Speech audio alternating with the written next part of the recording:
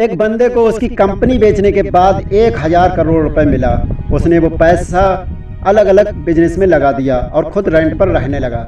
कोई पागल ही कर सकता है ना ऐसा, क्योंकि कोई नॉर्मल इंसान होता तो गाड़ी बंगला खरीदने में ही बहुत सारा पैसा खर्च कर देता। ये पागल इंसान और कोई नहीं है, एवं मास्क है, जो कि आज वर्ल्ड की कई लीडिंग कंपनीज का मालिक है और आज इसकी नेटवर्क है 1,40,000 करोड़। और ये सब उसके पागलपन, उसकी जिद का नतीजा है, क्योंकि भीड़ के साथ चलना तो बहुत आसान है, पर पागलपन ही चाहिए भीड़ से हटकर कुछ करने के लिए। जिस बंदे को कभी उसकी आवाज की वजह से रेडियो से रिजेक्ट कर दिया गया था, उसने जिद पकड़ी और वो मुकाम हासिल किया कि जिसके लोग सिर्फ सपने ही देखते हैं। जी हाँ, मैं बात कर रहा हूँ अमिताभ बच्चन की। अमिताभ बच्चन जो कि आज बहुत बड़ा सुपरस्टार है, उनकी पहली सुपरहिट मूवी जंजीर आने से पहले उनकी 17 मूवी फ्लॉप हुई थी। फिर भी उन्होंने अपनी जिद नहीं छोड़ी और आखिरकार कामयाबी को उनकी जिद के आगे झुकना पड़ा।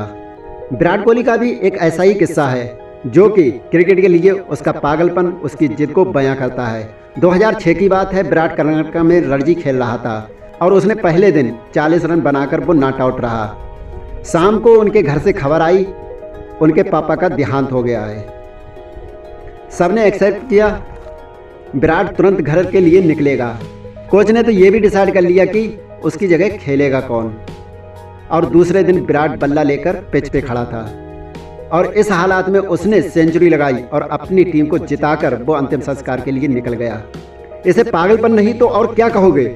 लाखों में किसी एक ही के पास ऐसा पागलपन, ऐसी जिद होती है और वही कुछ हटकर कर जाता है। दिन का 15-15 घंटा काम करके सिर्फ एनर्जी ही नहीं, बल्कि उस काम को करने के लिए वो पागलपन, वो जिद होनी चाहिए, क्योंकि ऐसे जिद्दी लोग, ऐसे पागल लोग परसेंटेज में नहीं, नंबर्स में होते हैं। ऐसे ही एक जिद है और एक पागलपन से भरी हुई कहानी दशरथ मांझी की है, जो कि अपनी पत्नी को टाइम पर हॉस्पिटल ना पहुंचा पाए, क्योंकि इनके गांव से हॉस्पिटल के बीच एक बहुत बड़ा पहाड़ था और उसी वजह से उनकी पत्नी का देहांत हो गया। बंदे को गुस्सा आ गया और उसी गुस्से को उसने अपनी जिद में बदल दिया और इस बंदे ने केवल छेनी हथौड़ा से 22 साल में 55 किलोमीटर का पहाड़ तोड़ दिया। पागलपन नहीं तो क्या है, ये पागलपन नहीं तो क्या है। ऐसी जिद तब पैदा होती है जब दिल टूटता है और कुछ लोग तो इसे बिखर जाते हैं। पर जो इस दर्द को, इस गुस्से को जिद में बदल देता है, उस बंदे को रोकना नामुमकिन है। वो पागलपन ही है जब लोग ट्रिप्स प्लान कर रहे होते हैं, अपना एम्पायर खड़ा करने के लिए अपना प्लान्स बना रहे होते हैं। जब सब नौकरी ढूंढने के चक्कर में होते हैं, तब कोई पागल नौकरी देने की सोचता है और ऐसे पागल आगे जाकर बिल गेट्स, किम जॉन्स बनते हैं। ये पागल सक्सेस के लिए हमेशा भूखे होते हैं यार, ये कभी सर्टिफाई नहीं होते। यही पागलपन, यही जिद ना तो इन्हें सोने देती है और ना ही इन्हें रुकने देती है। एक जिद्दी इंसान कभी भी शांत नहीं बैठेगा, 1000 बार फेल होगा वो, पर उसकी जिद, उसका पागलपन उसे बार बार ट्राई करने पर मजबूर करेगा और ये तब तक मजबूर करेगा जब तक सफलता इसके सामने घुटने ना टेक दे। और यही पागल इंसान, यही जिद्दी इंसान इतिहास बना देता है।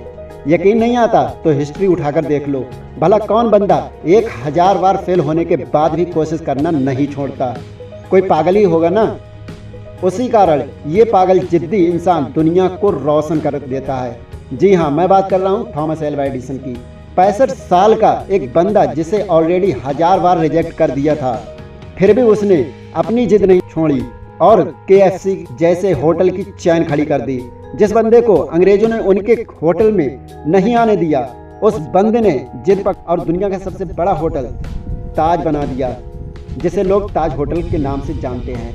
दोस्तों, ये एक जिद ही है जो एक नॉर्मल इंसान को अनॉर्मल बनाती है और फिर ये अनॉर्मल लोग ऐसी पहचान बना जाते हैं जिसके बारे में नॉर्मल लोग सोचने से भी डर जाते हैं।